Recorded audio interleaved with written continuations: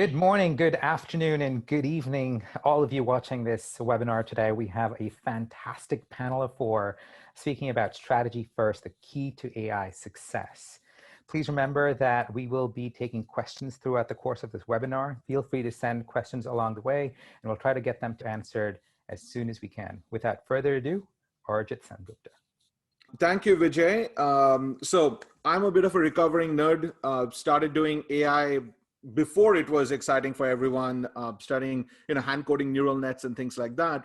But then I got corrupted by the business side when I was at the Harvard Business School. Got to study with Professor Clay Christensen, who wrote Innovator's Dilemma and came up with the concept of disruptive innovation. Basically, he would have this focus on how to make technology actually serve business needs. And that has lived on with me. Ended up starting a company called BeyondCore, which was acquired by Salesforce to become Salesforce Einstein Discovery. And then wrote a book called AI is a Waste of Money, where I took about 1,000 AI projects I had done and took the lessons from it and put it in there. And then started Able because just wanted to do it right this time. Basically learned all the lessons of my first AI company and said, let's start from scratch and do it even better the second time around. But during this journey, I met some wonderful practitioners that I have been, these are among my favorite people. These are all friends. So I was able to bring them together today, which I'm really happy about. Shell and I know each other, I think from our HBS days when he was considered Michael Porter's henchman. And as you can imagine, anybody who can handle Michael Porter, man, hats off to Shell. And I'm saying that, Shell's not saying that, in case anybody who loves Michael tells him this. But what is also interesting is Shell and I spent some time when I was at Salesforce and he was at Forrester, but we have always had these very interesting discussions about the difference between technology for the sake of technology and how that technology actually impacts business. So in fact, the first analyst report that was published on Able was perhaps by Shell. It was either the first or the second one. So Shell, would you like to introduce yourself a little bit to the audience? Certainly. I'm a principal analyst at Forrester. I have the both pleasure and curse of covering data science, machine learning, artificial intelligence, computer vision, conversational intelligence, and so on and so forth. Have the incredible pleasure of speaking with companies about the incredible things that they're doing with AI, and also act as a bit of a therapist because of all of the challenges and frustrations that they go through as a matter of course.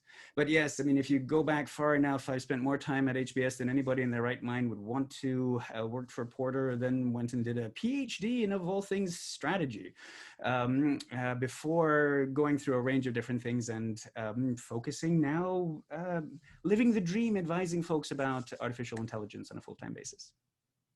Thank you, Shell. And Bill is another one of my favorite people. We met when he was the chief analytics officer at US Bank. In fact, we had at the time done a project with US Bank, and Bill came and did a keynote for us at Dreamforce, the Salesforce conference.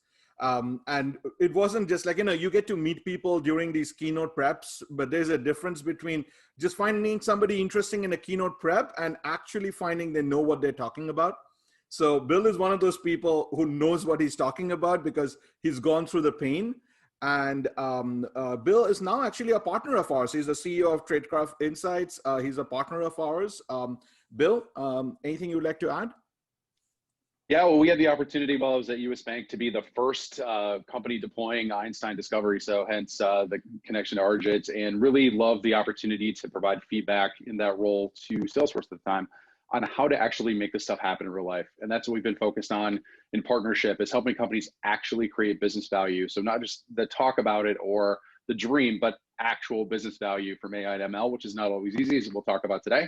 And I really appreciate the chance to be with this esteemed group today. Thank you. Thank you. And the next person is Matt. And Matt and I have known each other for the shortest length of time, but I feel like we have spent more time in the last year together than most other people on this panel. Matt, we met when he was the CDO of the state of Florida.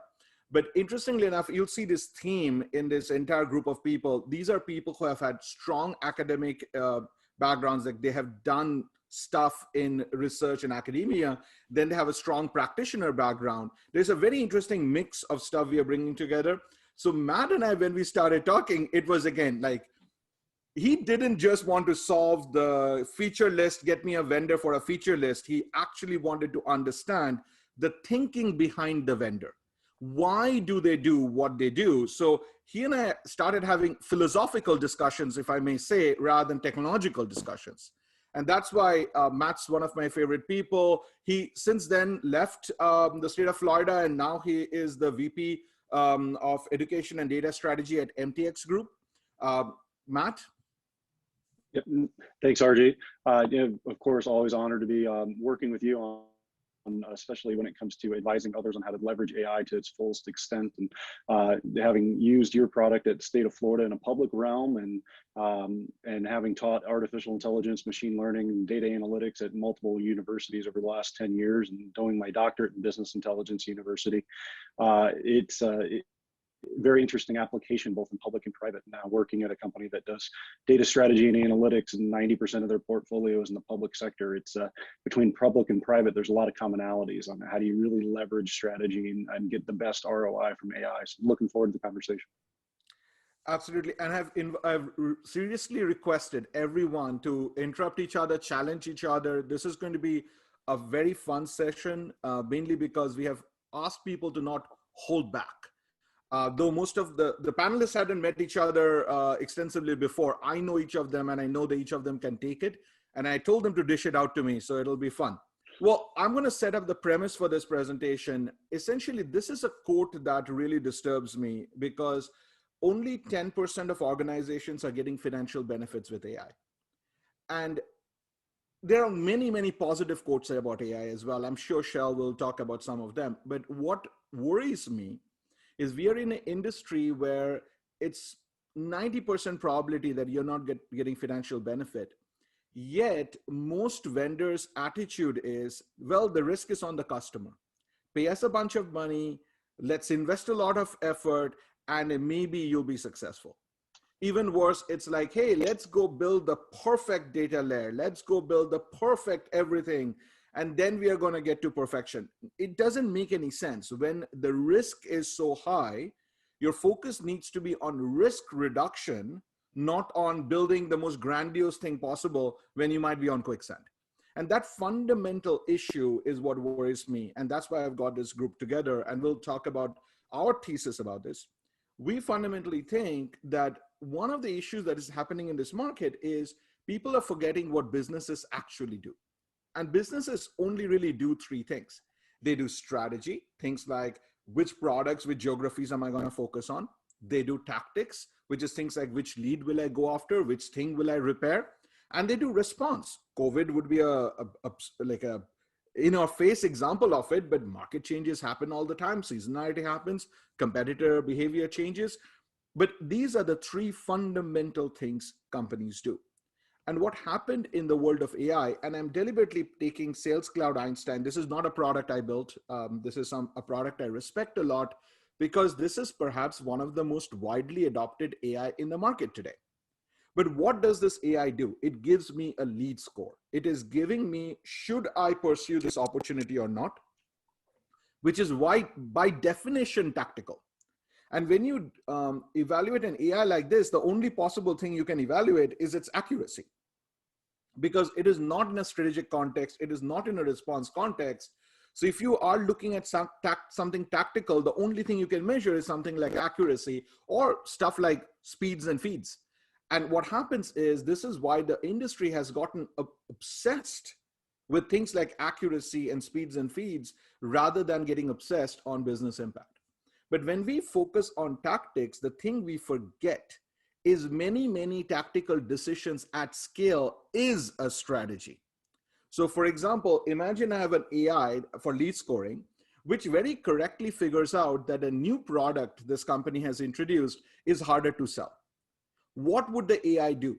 It would score those opportunities lower, because that it is correctly learned that this product is harder to sell. And by the way, new products often are harder to sell. New geographies are harder to sell into. But when the AI waves your salespeople away from this new product sales, what you're going to have is, in the aggregate, the strategic decision will be, I'm defocusing the new product and I'm going to focus more on my old products that have been around. And that is the fundamental disconnect, because your CEO is probably thinking that they're in this Sagrada Familia strategy first world, but they might very well be in this termite hill tactics at scale world.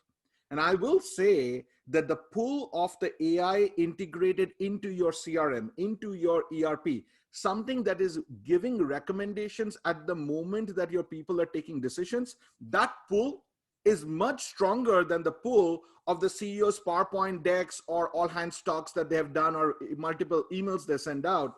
That the power of AI is that it's instantly at scale. So you have to be very careful where you are. And I fundamentally am concerned that AI as done today is so tactic focused that it's not relating to strategic intent. And it is not responsive, because think of what happens. We create a perfect, beautiful model, but then when things change, we have to go retrain the model. This is what happened in the world of COVID, is people didn't have legitimate AI for 3 to 6 months because they were running around trying to fix that problem. That's not responsive. You have to design with response in mind.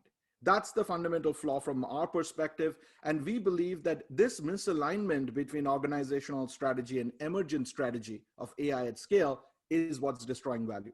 Like, think of it this way. You will just get lucky 10% of the time. 10% of time, just out of luck, your emergent strategy will turn out to be what the CEO wanted in the first place. So that's the case where you get lucky, but otherwise you're at risk. One of the reasons why that 10% number is as high as it is in part because currently there's just so much low-hanging fruit. Often we're starting from such a low baseline that even a badly designed or poorly implemented AI solution does a lot better than what we had there previously. So in terms of that number as a representation of how often we actually leverage these solutions to their fullest potential, I would say it's probably lower than that. But and I guess I would also bring in, folks often talk about Peter Drucker's, or misquote Peter Drucker as saying, you can't manage what you can't measure, which is complete BS. There might be something to what he potentially said. I think we're still trying to work this out, whether he said it or not, is what gets measured gets managed. And so there's a huge tendency throughout all of these things to focus on, well, so what KPIs do I already have on hand, or what's easy to measure with when it comes to my AI solution, and what's easiest for a data scientist to measure in terms of the performance of their model? Accuracy, precision, and recall. But how often do any of those actually map to the business outcomes that you want to drive? Almost never, and they almost invariably have the consequence of driving you towards something which isn't aligned towards your business value. Bill, Matt, anything you guys would like to add? So I think we're also assuming that your customers always know what KPIs and metrics they want to even use when it comes to AI. And having worked in the public sector, I can tell you that it takes a lot of reengineering on the way they look at things and quality granular data to really figure out what those metrics and KPIs even should be if you're going to apply AI. So looking forward to a conversation about how we can really look at that. My favorite Drucker quote is, I think, highly relevant to the situation that we're talking about today, which is the problem with modern management teams is that they have all the answers, but they have all the questions wrong.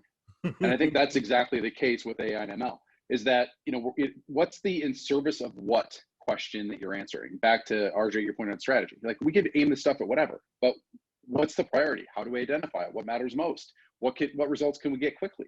And even with that 10%, I would argue that I would doubt more than 3 or 4 percentage points of that 10 are actually happening at speed. So they may get results, but they're probably late. They're probably not driving an actual business outcome in time. So it's not only just the fact that it's not working quickly, which is a major problem for sustainability. And we need to solve those problems, and we can't just be throwing more AI and ML at AI and ML problems or more data at that. It's a human change management strategy focused set of questions first we need to answer before we can actually deploy this stuff right. Now, and I love the fact that you pointed out change management. Like, I keep saying that there are 3 fundamental risks. I'm going off topic from a thing a little bit, but you brought up something really important. The 3 questions that I would like to get answered before I know whether AI will have impact. One is, can the AI do a better job than the manual process I'm doing today? That's not a given. People act like it is not a given. Second is my data good enough that a good enough AI can be created? Can I do 10% better than I'm doing today if I trained an AI on this data? And the last one, the thing that you pointed out, will my people use the AI to take different decisions? Because if they're not going to take any different decisions, why the heck am I making this AI in the first place? But Shell, let's. So thank you very much, Arijit. And I guess one of the key things that I want you to take away from what I'm sharing with you today is that all of these challenges really aren't, they're not the fault of AI and machine learning. It's not that AI and machine learning is to blame that it doesn't deliver to the outcomes that we're looking for. It's everything around that. It's how we're using it, what we're using it for, where the challenge lies. And so just jumping back into just what the opportunity is, you're on this webinar today, so presumably you are convinced that there's potential in AI and machine learning, but certainly in all of the surveys that we do at Forrester, we're over and over again finding that there's no lack of enthusiasm around machine learning and artificial intelligence. The numbers in terms of that we calculate in terms of how many people are either have deployed or implementing or expanding their deployments around machine learning and AI, or the number of folks who are looking to increase this within the next 12 months, these days we're reaching up to all-time highs of like 85% of the firms that we survey, which already is a comparatively rarefied sample of companies. And when we ask them, so are you seeing a positive impact at all from all of these? They do, yes, absolutely tell us that, yes, they are seeing a positive impact, but you know, this is kind of like damning with faint praise. It's well, yes, we've spent all this money, and yeah, it's, you know, 3/4 of them are seeing that it's that has worked out so far. Now, this isn't the case that there aren't some organizations which are seeing incredible returns on this. I do total economic impact assessments and regularly find folks coming back and telling me that we're seeing 400 to 500% ROI on these investments. It's just that these are organizations which, one, either got really lucky, or more commonly, they're just really, really far along this journey. They've been doing this for a very long time and have been able to refine this process. And they're able to do this not within the entire organization as a whole. They're able to do this within very, very specific silos of the organization where they've built up that kind of that expertise, where they've built up those processes and they put in place the tools to do this. The moment that you move outside of that, again, I revert to my role as a therapist, and we talk about all of the different challenges that go into this. So it's not the problem of that AI doesn't have all of this potential, that AI can't solve all of these things. It absolutely can. But if we have the right people, if we have the right processes, and we have the right technology to facilitate all of this, and so, you know, in a nutshell, it's how do we do this quickly at scale in more parts of the organization than we are doing today? And there are challenges all along the life, all the way across the life cycle of a project. It starts at the very beginning. It's like, are we going after the right problem? And I guess to I think Arijit's point, I'm always stunned by the number of conversations I have, and I think Bill, you mentioned on this as well, where I have somebody reaching out, they're interested in a conversation intelligence solution, or they're interested in a predictive modeling solution. And yes, well, you know, what do you want to use it for? And there's a long pause around, okay, so what are we actually trying to achieve? What is the strategy? What are the tactics? Often, I mean, it's a challenge, but actually it should also be viewed as an opportunity that when you're undertaking these projects to really go back and revisit, what are we trying to achieve here? What does good look like? Because often there's not a whole lot of clarity in terms of what that good looks like. So, and certainly when it comes to AI machine learning, there's an incredible. Add oh, one go ahead. quick Yeah, thing. please. Just a real story which just happened. So we had a customer who was talking all about, hey, could you give us what is the drive, like, what are the drivers of customer retention? So for example, if my customer success person has been in the company for at least 2 years, does that bring it down, et cetera, et cetera? And after looking at all the questions they gave, I said, like, okay, but what are you going to do with this information? They're like, oh, we are going to try to hire the right kind of customer success people, this, that. I'm like, what you really want to figure out is which customer should you retain? And then you need to understand that you don't want to retain all customers because you don't want to put infinite amount of money into retaining customers. So figure out what your goal is and then figure out which customers you want to target with retention activity and what's the appropriate retention activity. That's what you want. But they were going into all these questions that will eventually let them get to the thing they want because they felt they had to go through every step of the journey. I got to start with BI. I got to get to what people augmented analytics. Then I got to get to artificial intelligence. I'm like, this is like, if you told a new company, well, first buy a IDVAC or a ENIAC, then buy, the Cray, and then finally get to the iPad. Like, it would make no sense. But that's how people are coming at it, rather than starting from what do you want to get done and what's the best tooling to get done today. So yes. One of the things that you'll see here is often you get folks going through this entire life cycle only to realize at the end that they've got no way of actually getting this in the hands of people, into the hands of end users. But yeah, so I guess going back to that life cycle, there's often a temptation here to say, okay, well, let's roll around the data and see what we find and organically surface all of those use cases.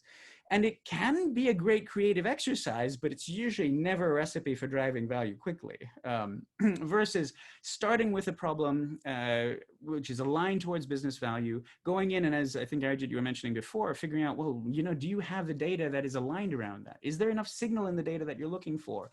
Is there an outcome that you can train a model off of? Then, do you have the right tools? Do you have people who understand the right methods?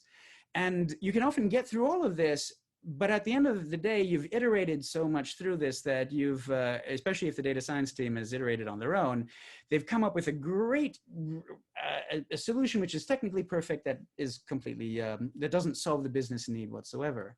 I can think of my own projects where I've gone in and tried to build models that, that are looking to predict customer attrition. And at the end of the day, it's like, wow, it does an incredibly good job predicting customer attrition. The minor detail is that it does this based off of knowing whether or not a account manager has flagged this customer as being at risk for leaving. And it's like, well, if an account manager already flagged this at risk for leaving, why on earth do I need a model to go and tell me that the customer is at risk of leaving? So over and over again, you'll find that the person who's built it just doesn't have enough business context, or the business has been too divorced from the actual project that by the time you get to a solution, it's now drifted towards something that actually is going after the wrong problem. I think with some of the things that as you talked through this, that we've experienced applying this at universities and artificial intelligence, having run University of Florida's data management, AI and machine learning, as well as the state of Florida with all their agencies and state universities in 67 counties. Having a team of statisticians fixated on error rate and success rate and prediction, it only gets you so close to solving some of those business problems. You get a team of statisticians that fixate on the academic theory and the perfection of equations, doesn't necessarily relate in a application of how you can really operationalize AI in an organizational setting. So we really found going through all the hierarchical levels of an organization and then kind of defining what success would be based on some of the business questions that they're trying to solve in their areas. It really gets you a lot of that political capital and buy-in. So when you go back and whatever you're finding as you increase data quality, you apply it in operational layers of success, right? Ever increasing its predictability and its accuracy. You have more and more political buy-in through your hierarchies of your organization that you can later on turn around and then expand its AI presence into different areas, because you've been able to show them whether or not it's quantitative ROI, it's a psychological ROI from that effort. So there's a lot of different things that go into that depending on who's in that organization, how many layers you have, but it definitely seen a lot of different variations. Well, I guess for me, the pain's been primarily on as a practitioner, the process side of deploying these types of tools in the past, not able, given the different approach which we're going to talk about. But often you're looking at trying to stare an executive in the face, the C-suite CEO directly. I've done this before. And, the value prop of, we'll have something for you in 6 months, we hope, is not going to work. They want something in 2 weeks, right? They want to show results. And one of the key learnings from my experience has been, you don't have to train these platforms and capabilities on with tens of thousands of different data points. In fact, a lot of the results we saw at triple A conversion of US Bank, that's a public statement out there as part of the Reinforce work. We did that with 40 data variables, 40, not 10,000. We could have used 10,000, and we were trying to do that, and we just kept elongating the value rather than focusing on what matters most. So, Shell, to your point, starting with the right problem and then being able to scope appropriately, you might only need a small number of variables to execute with the platform to get success. And if you can solve it with 40, why not, versus thousands that you may not need. When it comes to performance and things like measures of accuracy, it's just so relative to the use case that you're going after. It's like I have folks come back and say, oh, we need to have 95% accuracy. Well, you could have 99.99% accuracy on predicting something like terrorism or guns in schools. You just predict that it never happens, and you're going to get super accurate. It'll be super accurate. Or vice versa, if I had I usually tell folks, I would love a model that was 50.1% accurate at predicting whether or not I should take a next card in blackjack, because I would be really, really phenomenally rich if I had that model, even though it was only 50.1% accurate. Well, I think that's the challenge with AI and ML today is back to your first slide, and the potential. People are excited about the potential. So there's this allure. And it's sexy to work with AI and ML. Everyone wants it. The street wants my company to use it. But beyond that, people are stuck with, how do I execute? What should I focus on? And some of those basic questions need to be answered to be able to actually create value. Yeah. And going back to what you just said, Bill, sorry, I completely agree on how you're defining what it looks like for success, especially in accuracy of equations based on business unit. I mean, I've been teaching business analytics for years, and whether it be in a computer science program or a business school, and what I really get them to understand is a finance equation accuracy and its weight on the business impact in a marketing model are two totally different things. Are you talking about marketing segmentation, return on investment from different business channels? Are you talking about churn? Are you predicting customer turnover, or are you looking at customer prediction of engagement, or even internalizing things like employee turnover, engagement, attrition? There are all sorts of different things that accuracy doesn't always need to be 90%. You can start at a percentage that actually gets you maybe that 51%, like you're talking about, Shell. In that use case, it makes a lot of sense to start there, and then we make it better in future improvements and layers. So trying to get the business unit leaders to understand that it can be layered, it can be an agile approach, that iterative mindset. We're working with some cities right now that we're doing a sprint mindset when it comes to applying AI. 2 to 4 week sprints. We're going to come up with results, and we're going to try and measure that accuracy and ROI from the beginning, and then we'll make it better. We'll make it more efficient as we go through. But I can completely understand where you're coming from with that accuracy problem.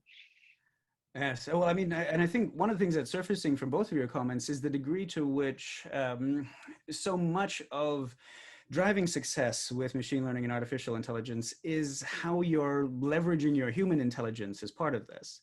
There's a misperception around the fact that around the idea that, well, these kinds of solutions and this process should be entirely automated and work with no human involvement. And maybe there's some use cases where you can do that, but again, that's usually a recipe for failure. Usually, you can go in and make your life so much easier if you go in and leverage that human intelligence around okay, so what do we know about the problem? What do we know about what variables, what types of data are probably likely going to be important here? And use that and incorporate that in part of the process. And made even worse by the AI moniker, which then has folks come up with a whole lot of misperceptions around what it is that we're actually doing.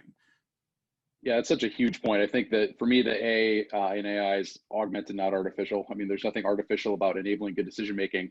And to your point, Shell, the majority of decisions still involve a human being. There are some, machine-to-machine decisions being made, but it's 5-10% of the total. We're still helping people make good decisions with AI and ML. And unless you're going to take the human being out of the equation completely, then you better understand the human factors that will influence whether this stuff's going to work or not. And that's, I think, the key to making this stuff actually come to life over time.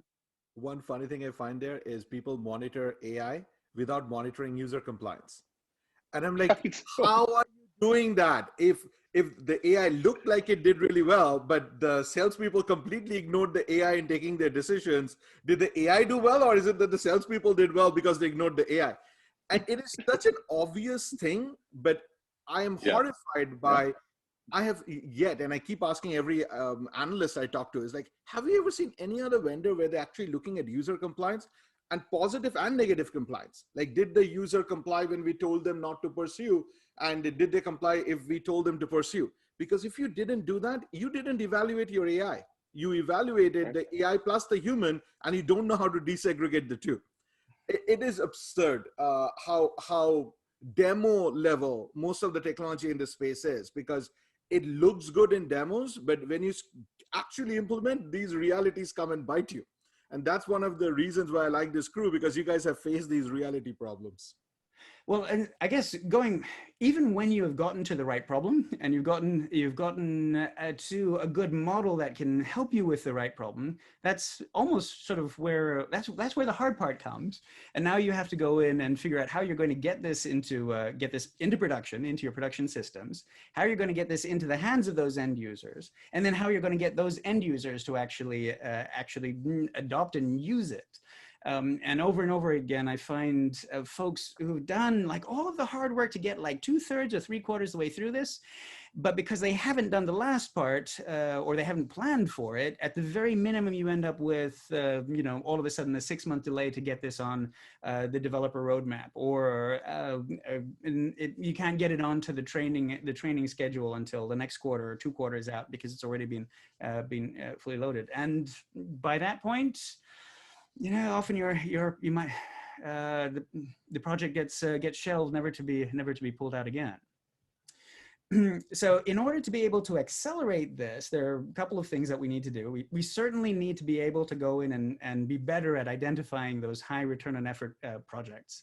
Prioritize the ones that are most likely to deliver a bang for your buck, ideally quickly. Certainly have solutions that make this iterative, because usually your end users only know whether or not the solution actually meets their business need when they see it. So often you end up having to iterate over and over again in order to find out, well, so what was it that we actually needed? And then certainly going in and being able to drive deployment and adoption of these. And all of these are connected. There are ways in which you can tackle them individually, but usually to the extent that you have solutions, platforms, processes, and teams that are hybrid enough that they can span all of these, the likelier you are to get to positive business value faster. So why is it so difficult for us to go in and find those high ROE use cases? It's like, well, we all know that we're supposed to start with a business value and work our way backwards. Well, unfortunately, with artificial intelligence, well, if you do that and folks honestly tell you what they want, before you know it, they'll be asking for what I like to describe as, flying time traveling cars. Could I affect my business outcomes if I had a flying time traveling car? Yes, absolutely I could. Unfortunately, that has nothing to do with AI, and I certainly don't have any data or all the other things that I need in order to make that happen. But we've talked about all of the problems that happen if you go from the other direction and say, okay, well, let me just roll in the data, hire a bunch of really smart people and see what they come up with. And, you end up with what I like to call, sharks with lasers on their heads. And yes, this is an example of somebody who actually put a laser on a shark. What you need is that intersection in between the two of those, right? The ones that have the highest business value for the good, given it's the technical feasibility, the data feasibility, the skills feasibility, and the change management feasibility of what you're looking to achieve. I want to jump in real quick, because one of the things I think I've seen that you've pointed out right here and within this cross, that's really important, is that by business area, what that means can be different, right?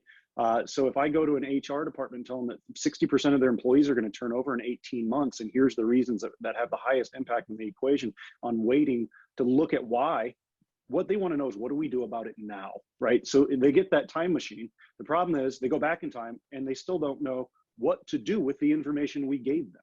So how do you act? And each one of those business units can have different things that impact that future. And then it's also showing them, all right, now that I showed you you're going to have a 60% turnover. If you make these tweaks, you do these things, we need to recalculate all of this and see how that's going to change the results in the future. and you're always running through these iteration and these value streams to these different business units.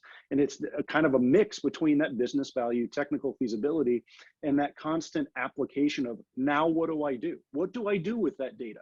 Why is that AI important? What is it actually telling me? So I think that's a great sweet spot right there. You just pointed out. Well, I mean, there's also an element of what you're saying, which is the whole, well, AI does a great job of predicting the future when the future looks like the past. Now, that doesn't mean then that AI is useless because, oh, things are always changing and so we can never use it. What it means is that you have to, as you point out, you have to go in and retrain your models. You have to update them in order to be able to take into account the fact that the world is changing, your actions are changing and will affect those things. And especially when it comes to HR, there are all sorts of funny and not so funny stories around that. I've myself seen solutions which go in and point to people who are at flight risk based off, and you ask them what their model's doing, and they point to things like their level in the organization, or their education, or their income, or other things like that. And like, okay, so you've got no time variant measures of flight risk.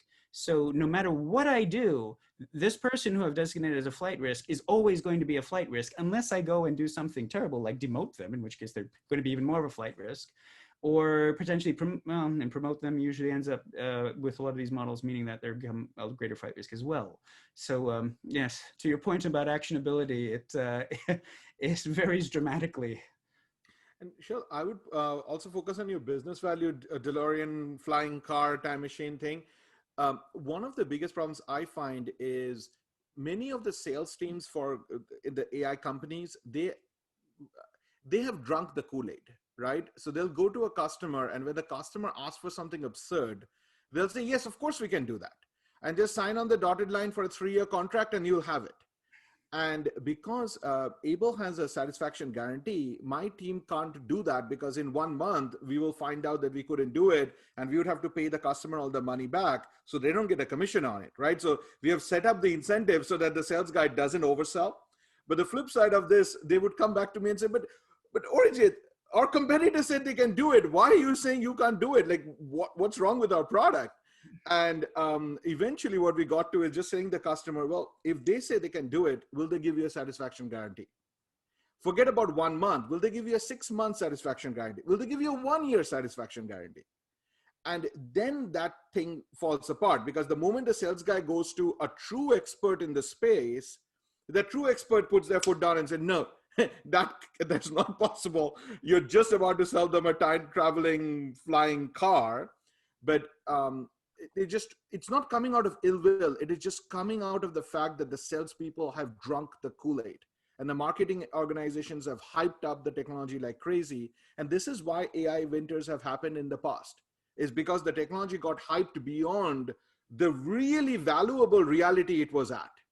And when you hype it beyond the really valuable reality, guess what? The really valuable reality gets destroyed because people are disappointed because it wasn't a flying time traveling car, right? And one of the things that you just said that is a great point, Arjit, is that I found in the Able platform is in making the results palatable to be applied once they've been processed. So using that as a way to enable your business unit users.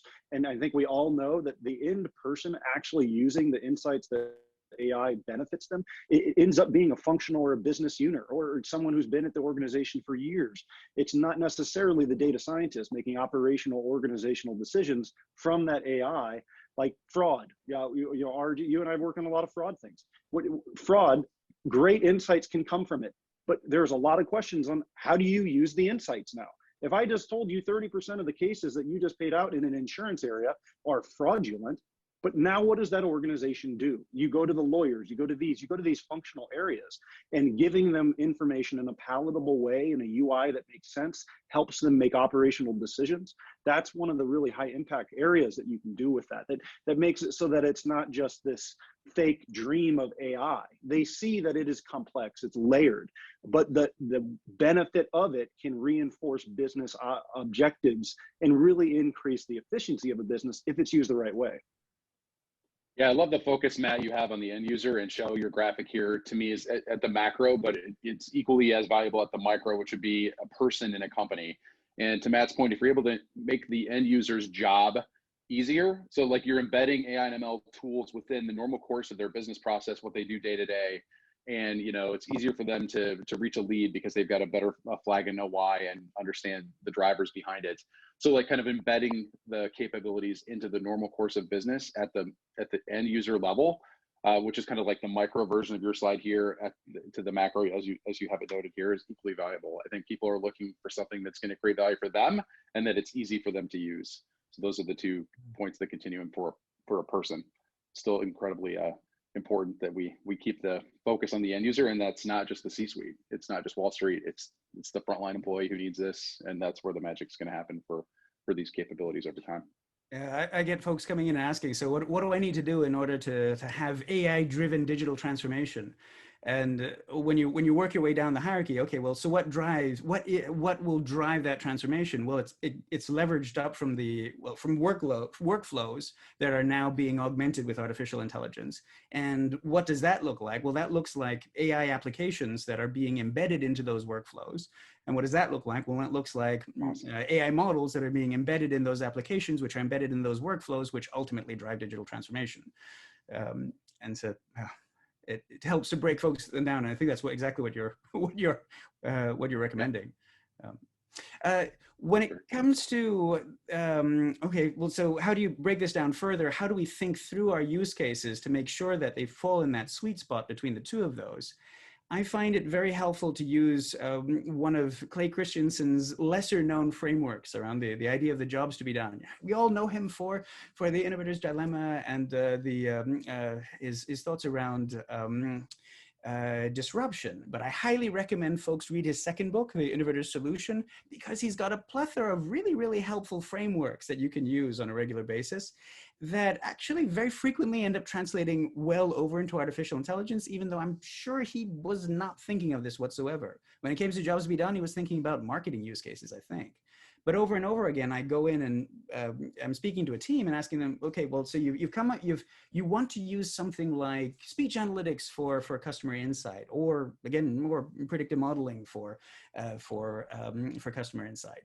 And that's not a job, right? Nobody in the organization is willing to go in and hire, quote unquote, your model to go in and give customer insight per se. They're going to they'll hire you to go in and go in at a much more targeted level, specific usable elements of customer insight, like, well, I'll hire something that will increase conversion or reduce attrition or optimize my marketing spend, or increase process efficiency around for a particular workflow. But when it's still at the level of something broader, customer insight, improving the customer experience generally, or even operational effectiveness when it's at that high level, that's not a job that any stakeholder in the organization is going to be willing to pay to hire your solution for.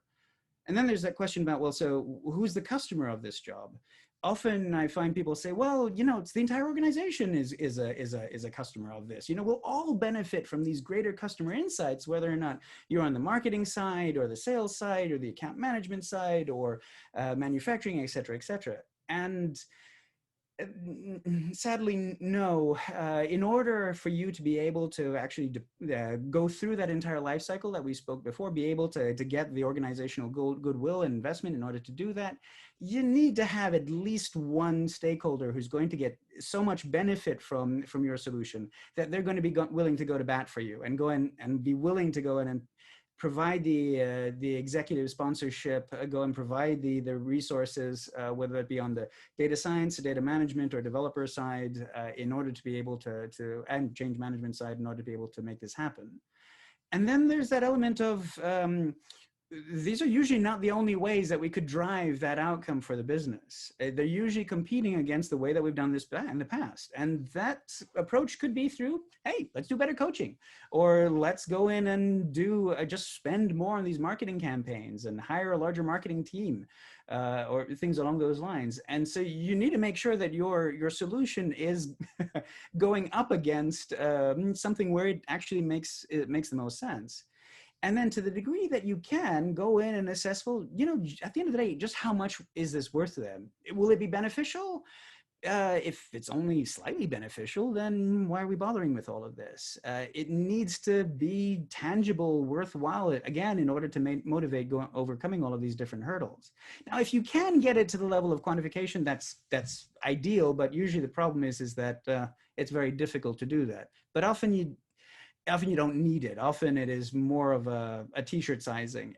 Folks will come to an agreement about whether or not something is important enough that you should be going after it.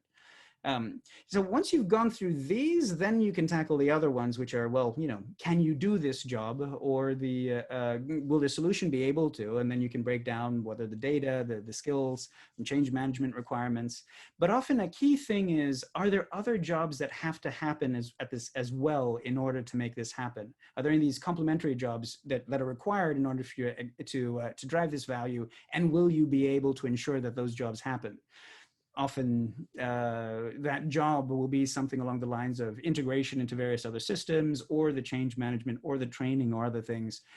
And some of those jobs you will be able to do, some of those jobs you might not be able to do, and that'll affect the feasibility of your initiative. I guess one thing that I did want to mention is the degree to which automated machine learning techniques and solutions really help with so much of the life cycle. What these solutions do is most of them just take the requirements as given. The better ones go in and help you guide you towards what the requirements of your project are going to be. They do offload a lot of the data preparation that you need to tackle in any developing any model. But they then go in and help you develop that model faster, try out more different combinations than really any individual data scientist could do on their own in a reasonable time frame. They go in and do a certain amount of feature engineering and feature selection. They go in and try multiple different algorithms to build different models with different combinations of those features. And they go in and do some best practice, if they're done correctly, model validation to go in and make sure that your model isn't overfitted. Because if you're going to incent your data scientists to get to a certain level of accuracy, sooner or later, they're going to be very tempted to overfit their model, either intentionally or not intentionally, and you'll end up with a model that doesn't actually perform that well in the real world. Versus if you can subject it to a best practice battery of tests to ensure that the model is reasonably robust, you're going to, at the end of the day, end up with a better model.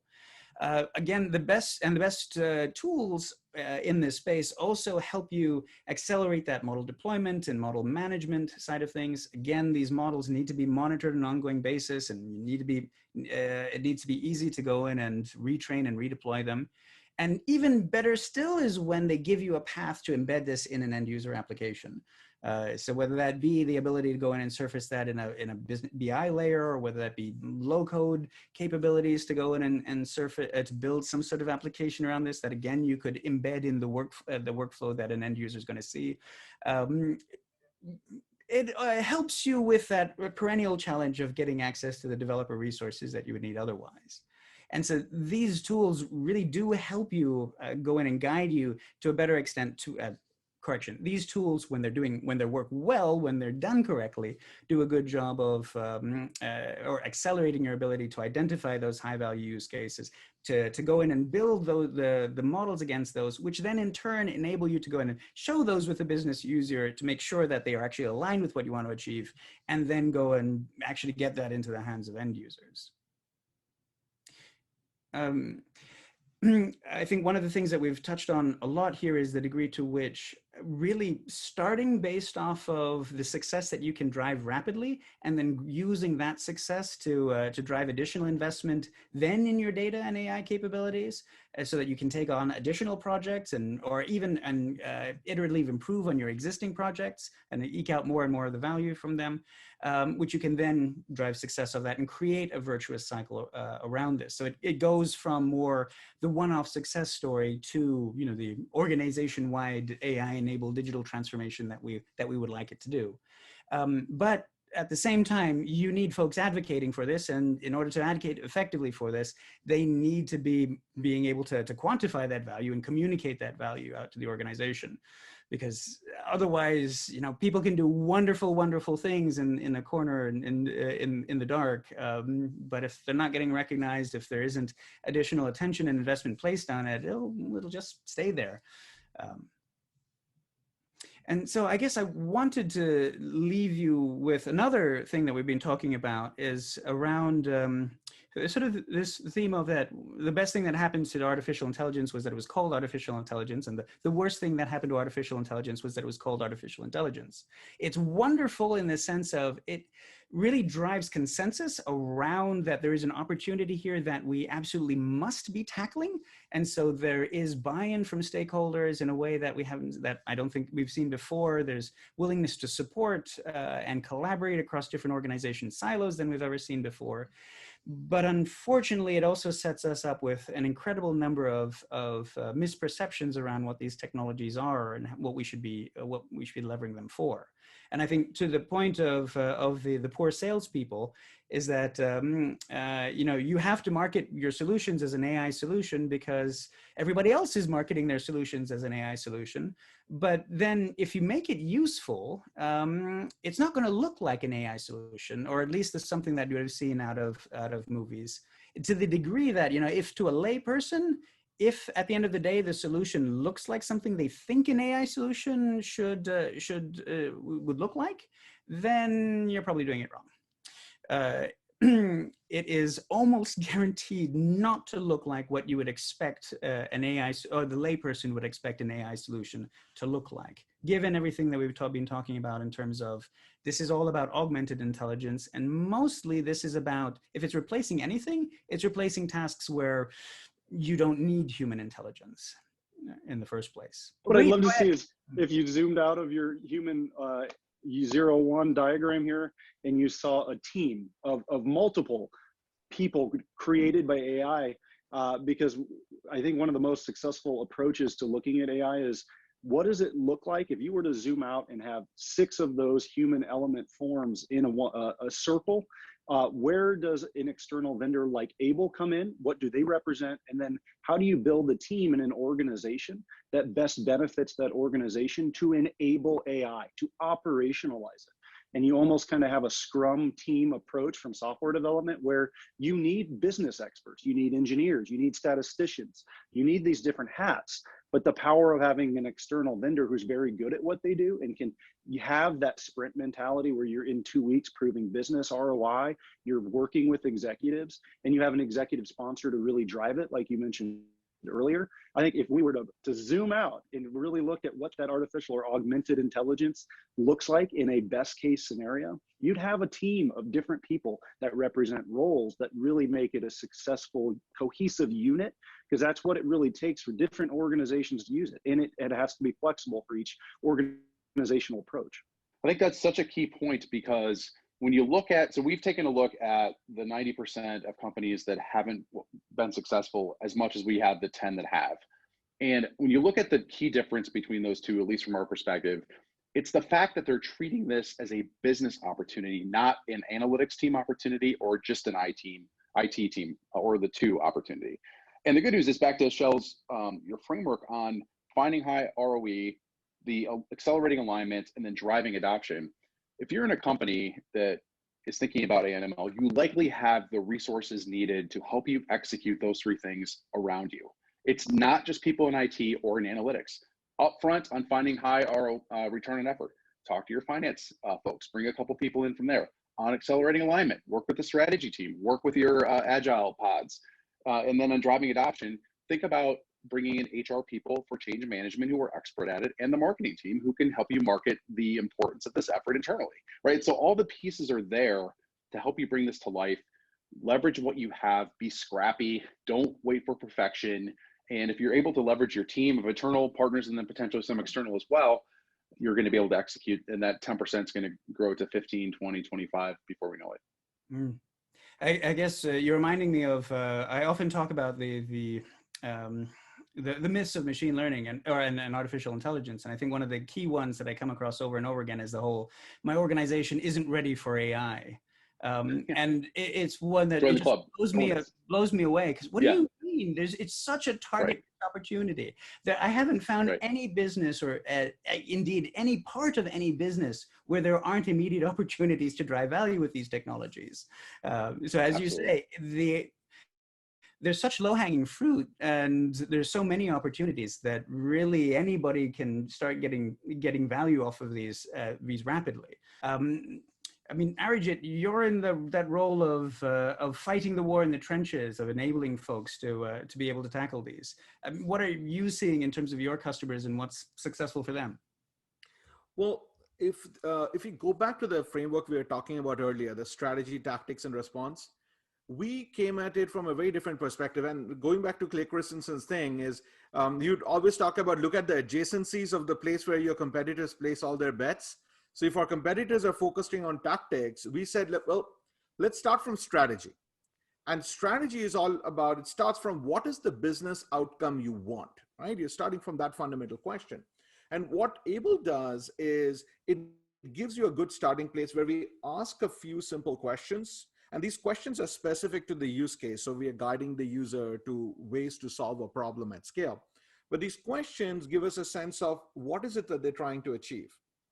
What are their cost benefit trade-offs? Think of it as the strategic intent. I love the approach and focus on answering the question in service of what right up front. And that's what's not happening. Yeah, I was going to say, I mean, one of the things on the what, Bill, that I've gone to is when we can't define it, when we can't figure out what is the strategy for a business unit or a team, or just to start an AI application and figure out, is there an ROI here? Is, ironically enough, we've done a lot of SWOT analyses, right? And come in and really said, what do you think? And start the argument with that. What do you think your strengths, weaknesses, opportunities, and threats are? Because coming in, we have found the AI proves a lot of their assumptions are incorrect. The customer, ironically enough, doesn't always know what they want, what they need, or if they have the right metrics to measure business value. So we've been able to kind of apply some of those traditional, very simplistic managerial strategy aspects to come in and really take apart their strategy from an assumption or these very hierarchical executive goals into what can be applied and how AI can kind of take apart different portions of it. And in our case, what we find is sometimes the conversation shakes loose a really good conversation about the strategy. So we just had a customer where it's an industrial goods customer that had new customers, upsell, and end of life replacement. And what happened is they started out saying, in the COVID world, we want to increase profitability. And you very quickly found that if you increase profitability, you would really de-emphasize new customers because they're harder to sell. You would mainly focus on replacement parts. But that was the wrong strategy for them, because if you did that, you would have destroyed their new customer base. And then 6 months from now, you would have had no business to run. So that conversation, because we simulated, they put in their strategy, they see the results, the customer could immediately say, oh, shoot, I was about to make a big mistake. No. For new customer, I want to increase my revenue by 5%. For everything else, I want to maximize profitability. So their goal really was to maximize profitability subject to a constraint. And sometimes these conversations about what is it that you want to do, now let me show you what the AI would do as a result, allows them to triangulate down to what they really wanted. So it's not a one-directional thing. It's strategy first, but it's not strategy only. It's a conversation between strategy, tactics, and response. But once the strategy has been nailed down, we come up with an optimal set of AI that would give you the recommendations that in the aggregate would execute that strategy. So this is the opposite of that organizational misalignment we were talking about. We're using the draw of the AI to make sure that the recommendations the AI gives would translate into the aggregate of executing the strategy the executive asked for. And at the same time, we find that if you want to get adoption up, you need to give end users a say in the AI. If it's done to them, they will not adopt it because everybody thinks they're different and they legitimately might have reasons to be different. So what Able allows you to do is the slider at the top, at the bottom right there is really key. Even though they're getting recommendations inside Salesforce, a salesperson who's a very aggressive person who wants to go through lots of deals quickly can move the slider to an aggressive setting, whereas a salesperson who likes to take their time with a few leads can put it in a conservative setting, and they end up getting a different AI. It's not just a threshold adjustment on an AI. It literally is a different AI So you're giving that end user a say. And once again, you'll find some very interesting wisdom of the crowd's patterns. If you find that nobody is going to a certain AI, they're all moving away from it, or they're giving it thumbs down, it's a fact that your end user is noticing something that the data scientist or the experts couldn't have. And so you let both voices play. And then what we do is we do monitor the AI over time and show you that it needs to be improved. But it's not just a matter of data drift and model drift. It is a matter of, hey, you're not going to make your sales numbers. We can tell you that right now. But here's what you can do to make your numbers this quarter after all. That's a very different question and answer than, hey, your model is not going to do well. What can I do to make up for it? How do I compensate? How do I still get to my business goal? That's the way we have adjusted the approach. And this is the strategy first approach, but we recognize that, sometimes you don't have a strategy. In a COVID world, we had organizations saying, just help me. I don't know what I want yet, just help me. And there what we did is we started from response, which is just looking at the transactions and saying, what does this imply? What does the decisions you're already taking imply about your strategy? And sometimes customers are stunned by the results they get. Like they'll come and tell us, what do you mean you're telling us we are de-emphasizing that industry? That is CEO, the CEO really wants us to emphasize it. Well, I'm sorry, that's not what your salespeople are doing. But once you've observed what is actually happening and you have seen enough data that the AI can be trained, that's when we go to the strategy. We explain the observed strategy. We let the business user switch to their desired strategy, and then the tactics is the same as before. So it doesn't mean strategy first doesn't mean strategy only. You can also come in from response. A key piece of this is the alignment of these three, to me, gives you speed. When you have those three things working together, that's when you get speed to market as fast as possible from the platform. And that's a big differentiator, I think, for Able, is the ability to align and then create the flywheel of success here, going from each of the steps, from 1, 2 to 3, or starting with 2, going to 3 to 1. Absolutely, absolutely. And the last part of this is, if you have an AI already in deployment, we don't say throw it away. We say, let's just observe what is the strategic implication of that thing. Let's understand that strategy, see if you want to change it, do some scenario analysis. Maybe you use Able models for the places where that AI is not optimal. And then finally go into monitoring and response. So the whole thing works together wherever you come into the circle, as long as you have all three forces working together. So thank you everyone for a fantastic webinar. Shell, Matt, if there's anything else you would like to add? Just appreciate the opportunity that you had this conversation. Looking forward to many more opportunities to work with you in the future. And the platform makes it very easy for the use cases. And we do a lot of Salesforce implementations. And you know well that CRM can be applied in many different aspects. We're doing a lot in government right now, universities, doing student as a customer. We're changing who views a customer. And government's doing a lot right now of constituent as a customer.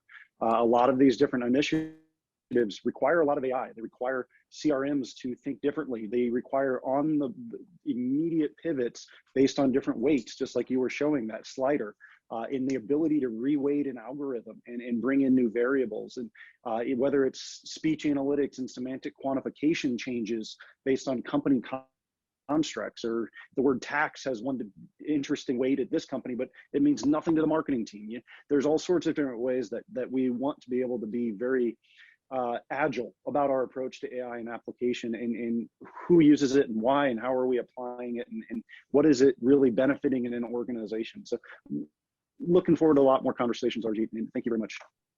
Thank you.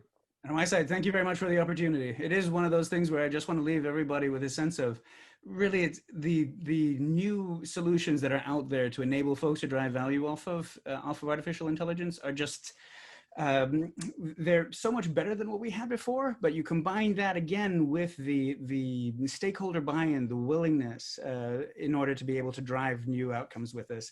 It really is an opportunity here that shouldn't be missed when it comes to an opportunity both for your organization, but also for you individually. I would say probably the biggest thing missing in most, the biggest thing holding organizations back, besides the tools and platforms and underlying skills, is just a lack lack of leadership literacy or familiarity or experience with these tools and technologies. So one of the benefits of leveraging tools like Able is the fact that you will get more and more of your business stakeholders involved in this process, learning much more about artificial intelligence, what it can, what it can't do, where it can drive value, and really educating and making them more literate. So for you individually, this means, well, again, more success for your organization, but probably also more for your career. Every leadership role is going to, and some of them already do, requires experience leveraging AI. And so get ahead of that and get started if you aren't already. Thank you so much, Shell. I have to do an obligatory pitch, of course. So next step, try the Satisfaction Guaranteed 1-month project. I mentioned this before. We are the only AI company that guarantees satisfaction in a month. By the way, do please ask other vendors to give you a satisfaction guarantee. It would be a fantastic thing for the market. That 1-month project, what it does is it'll tell you how much value ROI will the AI create for you. And is your data good enough for training an effective AI? That's what we do in the first month. In the second month, we start doing rapid prototyping and confirming that the end user will confirm. But these first 2 questions take a vast amount of the risk off the table, so you know which things to double down on. And here's some value identified during the immediate impact projects. Remember, these are pilot projects, so they were not completely at scale yet. So like, for example, the top 5 restaurant had only looked at 5 stores, not the hundreds of stores that they have. And secondly, this is value identified. You still have to act upon it. AI doesn't create value if you will not act upon its insights. But these were some of the results of those 1-month projects. And we would strongly encourage you to try them. It's satisfaction guaranteed. You don't even pay us until you have hit that 1-month point and you confirm that you got value. Thank you, everyone. Look forward to collaborating with you.